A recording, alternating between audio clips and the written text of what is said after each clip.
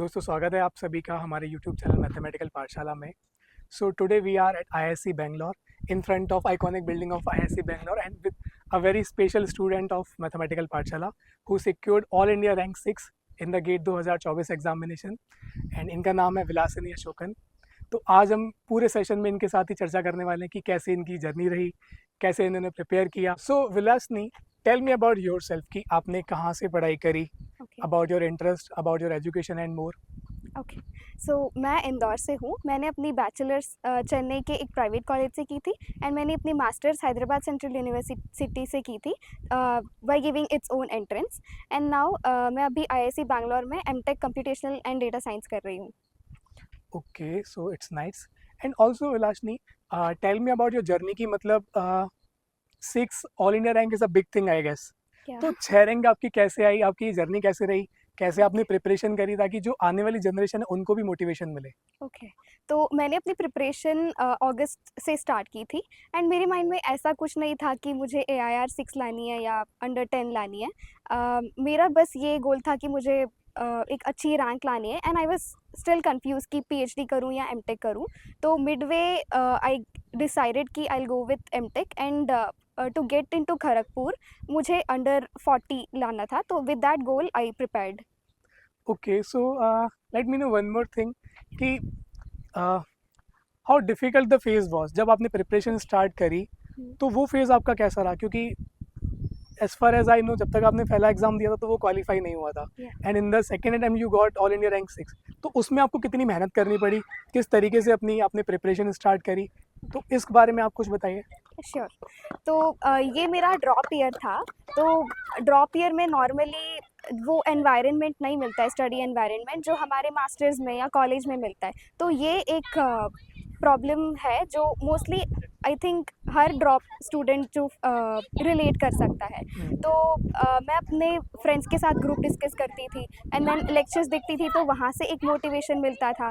तो and then motivational videos कभी कभार देख लेती थी एंड अगर जैसे एक डे अच्छा नहीं भी गया तो आई वॉज लाइक ओके, मुझे ज़्यादा उस पर फोकस नहीं करना है कि अच्छी नहीं गई and I just tried what ever I could. Like initially मैं तो सिर्फ 3-4 आवर्स पढ़ती थी बट मैंने स्टॉप नहीं किया। Like I was consistent with it. So okay, so you mainly you were consistent in your preparation.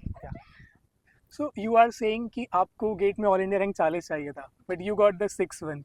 तो उसके बाद why did you choose IISc Bangalore over IIT Kharagpur? Okay so मैंने कुछ सीनियर से बात की थी जो जिन्होंने MTech की है, not just in Kharagpur but IISc ISI and even Guwahati. तो एंड इनफैक्ट आपसे भी मैंने एक बार बात की थी इस बारे में, like which one should I choose. तो मुझे कहीं ना कहीं IISc थोड़ा बेटर लगा। मैंने कंसल्ट भी किया था कि खड़गपुर बेटर है या ये बेटर है। तो उन्होंने बोला कि कोर्स वर्क यहाँ का बहुत अच्छा है एंड प्लेसमेंट्स भी अच्छे हैं एंड यहाँ के लैब में भी बहुत ऑप्शंस मिलते हैं। तो दैट इज़ वाई। बहुत ऑप्शन, जैसे कुछ आप एलेबोरेट कर सकते हो? ओके तो यहाँ बहुत सारे लैब्स हैं, like dream lab, then Mars lab, जो डेडिकेटेडली CS बैकग्राउंड में है या हर लैब का अपना अपना एक फील्ड में वो काम करते हैं। तो so you are trying to हाँ से कि मतलब इट इज़ रिलेटेड टू कि कुछ प्रोजेक्ट्स ऐसे होते हैं इंडिया या के या या वर्ल्ड वाइड, ऐसे प्रोजेक्ट्स हैं यस जिनके लिए डेडिकेटेड लैब्स हैं जहाँ पर आप हाँ स्पेशली काम कर सकते हो। हाँ। या तो that's also a nice thing for this option. तो विलासनी, ये बताइए कि जब आपने MSc करा तो MSc का क्या कंट्रीब्यूशन रहा गेट को क्रैक करने के लिए? ओके तो एज ए मैंने पहले ही बोला था कि प्रिपरेशन हमारी बैचलर्स या मास्टर्स से स्टार्ट हो हम्म। जाती है और MSc का सिलेबस है वो 90 अबाउट 80 to 90% हमारा गेट या नेट के सिलेबस से सेम होता है, सिमिलर होता है। हम्म। तो अगर स्टूडेंट्स वहीं पर अपना बेसिक्स क्लियर कर लेते हैं तो वहीं हमारा 50% टास्क फिनिश हो जाता है। तो उसके बाद जो मैं एक्सटेंसिवली इसके लिए प्रिपेयर कर रही थी तो मुझे बस थोड़े रेफरेंस देखने थे एंड देन PYQ सॉल्व कर लिया। जैसे लीनियर अलजेब्रा के लिए प्रॉब्लम्स बुक है फ्यूजन जैंग की एंड देन रियल एनालिसिस की कैक्सर नोवाक प्रॉब्लम्स बुक है। तो वो प्रॉब्लम्स बुक्स सॉल्व करके और बेटर हम कर अपनी प्रैक्टिस बढ़ा सकते हैं। ओके, तो अगर कोई इंसान अच्छे से प्रीवियस ईयर प्रॉब्लम्स कर लेता है, PYQ लगा लेता है, तो क्या फर्दर उसको टेस्ट सीरीज देने की नीड है? क्या यस उसको टेस्ट सीरीज देनी चाहिए? यस क्योंकि PYQs जो है ऑब्वियसली क्वेश्चंस उससे रिपीट नहीं होंगे। तो हम्म। टेस्ट सीरीज हमको एक नए क्वेश्चंस या नए टॉपिक्स से या एक नया हमको एक जोन देता है तो to test our self and to train our self. Okay, ताकि जब आप एग्ज़ाम में जाओ तो आपको थोड़ा नया फ़ील ना हो, हाँ आप पहले से कंफर्टेबल हो चुकी हो, है ना? ठीक है। एक और चीज़ बताइए कि जब आपने गेट क्वालीफाई करा तो आपके मन में एक बहुत बड़ा डाउट होगा जो मोस्टली सबके दिमाग में होता है कि मैं एमटेक के लिए जाऊँ या पीएचडी के लिए जाऊँ। ओके तो आपके मन में भी डाउट होगा, यस इसको आपने कैसे क्लैरिफाई करा? ओके जब मैं मास्टर्स जब मैंने जस्ट एंटर किया था तभी मेरे माइंड में डाउट था कि मुझे नेक्स्ट क्या करनी चाहिए and for a certain period of time मैं कंफ्यूज भी थी whether to go for PhD और हुँ, फॉर जेआरएफ पोजीशंस और फॉर एमटेक और हुँ, डीआरडीओ पीएसयूज के भी ऑप्शंस रहते हैं हुँ। तो मुझे ऐसा रियलाइज हुआ कि I can't be a good professor so मुझे एकेडमिया में नहीं जाना था and I preferred MTech over PhD okay, okay, okay, okay. ठीक है। तो अगर जब आप एमटेक कर लोगे आईआईसी बैंगलोर से, so what will be the next goal? For now placements is my goal okay, तो आप प्लेसमेंट में बैठ के प्लेसमेंट लेके चलोगे, ठीक है।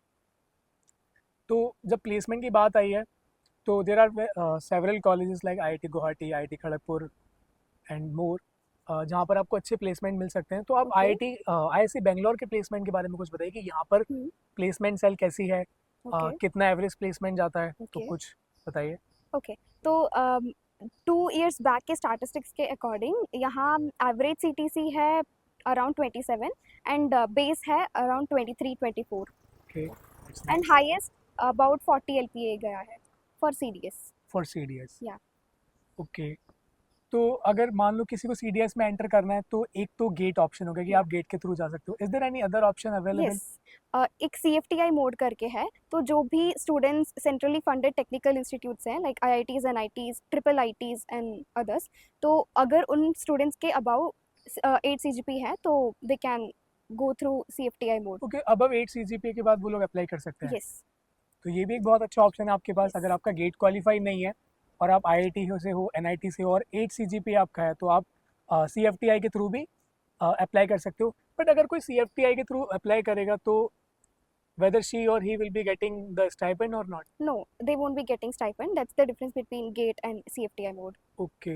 So is there any possibility that someone gets into ISC from okay CFTI mode hmm. and in first year or after first semester he or Hmm. she clears the examination? So क्या वो apply कर सकता है उसके बाद further stipend के लिए? I'm not sure about अच्छा, you it are not sure yeah about, कोई बात नहीं। ठीक है, तो ये भी एक बहुत बड़ी इन्फॉर्मेशन है कि आप CFTI के थ्रू भी अप्लाई कर सकते हो। बट अभी हमारे डिपार्टमेंट में ये बोला है कि for CFTI students also they are organizing some I mean वो कोई और स्कॉलरशिप के लिए कुछ और scholarship, can you explain more about this scholarship? Okay जैसे यहाँ के सीडीएस डिपार्टमेंट हो या इलेक्ट्रिकल हो या एआई हो वहाँ पे प्राइवेट स्कॉलरशिप्स भी देते हैं which are funded by companies तो वो किस बेस पे दी जाती है, मतलब टोटल ओके इंटरव्यू के बेस पे दी जाती है, सीवी के बेस पे दी जाती है, या उनके लिए भी कोई अलग से एग्जाम होता है? उसके लिए अलग से हमको अप्लाई करना रहता है in department and they select on CV basis okay, okay, that's also a nice thing.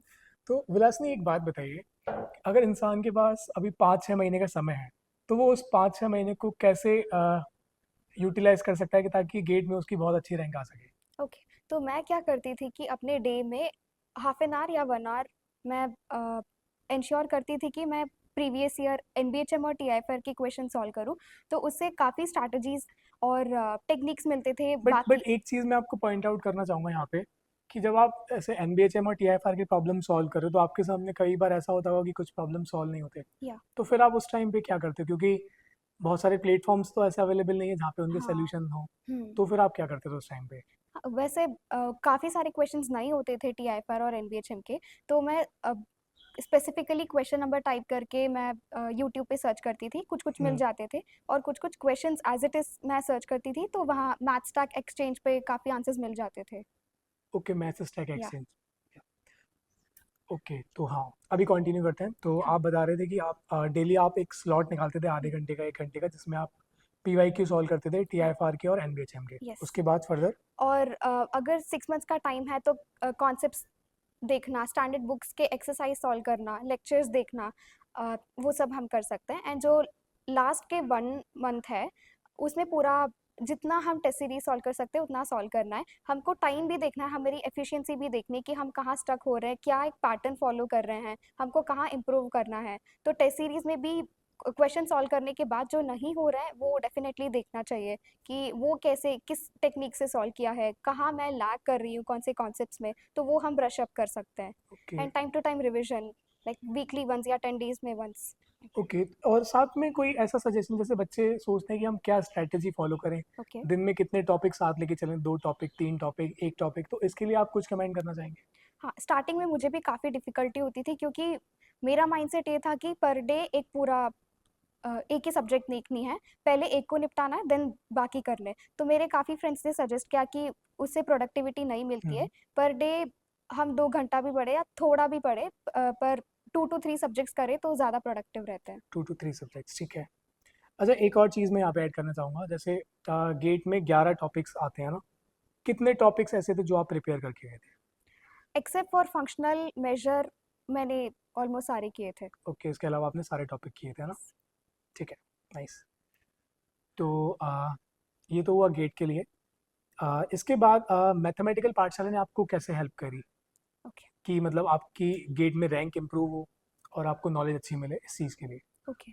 तो जो भी सिलेबस होता है हमको, जो हमारा मास्टर्स में इक्विवेलेंट सब्जेक्ट का सिलेबस होता है वो काफ़ी ज़्यादा कंटेंट होता है और हमको उतना ज़्यादा नहीं चाहिए होता है। तो कोचिंग से ये हेल्प मिलती है कि एक सिलेक्टेड टॉपिक्स हमको हम पढ़ाते हैं, या कौन कौन से टॉपिक्स देखने उसको किस तरीके से व्यू करना है। मोस्टली कंप्यूटेशन बेस्ड होता है, तो उस चीज़ में कोचिंग से काफ़ी हेल्प मिलती है कि हमको क्या टारगेट करना है एग्जैक्टली। Okay okay, cool.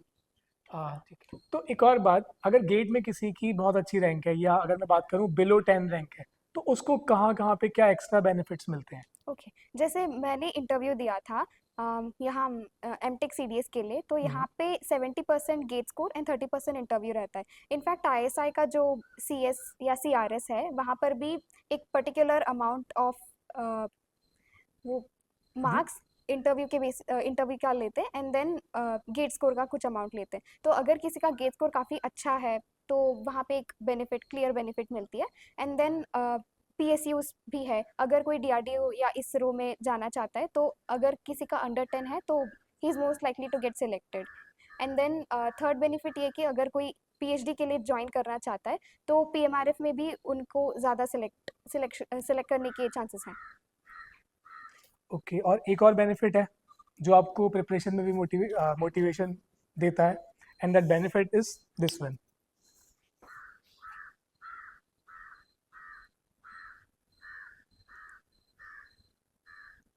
तो ये आप देख सकते हो, ये एक चेक है 50,000 रुपीज़ का, जो कि एक छोटा सा इनाम है। ये हम उन बच्चों को देते हैं जिनकी ऑल इंडिया रैंक अंडर 10 आती है नेट के एग्ज़ाम में या गेट के एग्ज़ाम में। तो ये आप देख सकते हो। Congratulation for this. Thank you sir. Thank you for the mathematical Pathshala team या to वेलकम। support me.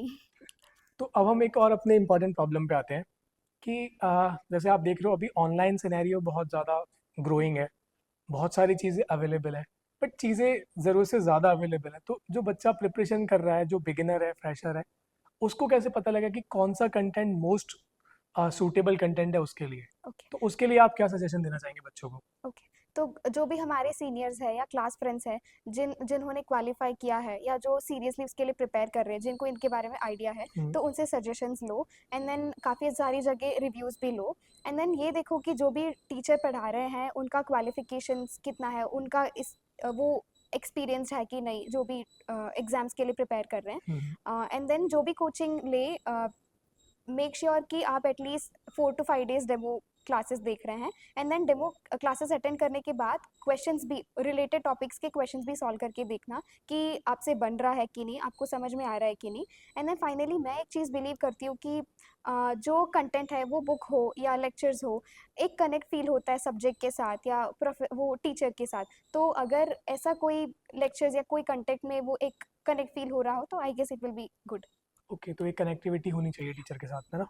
या दैट विल बी नाइस। या और मैं एक इन्फॉर्मेशन ऐड करना चाहती हूँ स्टूडेंट्स के लिए। काफ़ी सारे वर्कशॉप्स होते हैं जो बैचलर स्टूडेंट्स के लिए या एक्सटेंसिवली मास्टर्स या पीएचडी स्टूडेंट्स के लिए होते हैं, जो काफ़ी यूज़फुल होते हैं और वहाँ पे हमको एक्सपोजर मिलती है एंड काफ़ी लोगों से हम कनेक्ट भी कर पाते हैं, बाकी इंस्टीट्यूट से, प्रोफेसर से।